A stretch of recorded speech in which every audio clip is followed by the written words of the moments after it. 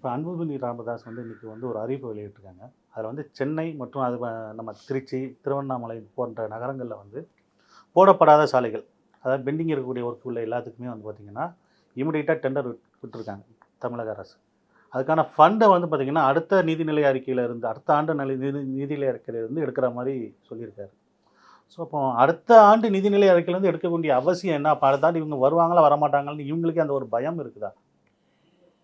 இப்போ வந்து நீங்க புதுசா பெரிய திட்டங்களுக்கு போட முடியாது. சரி. நிதி ஒதுக்க முடியாது.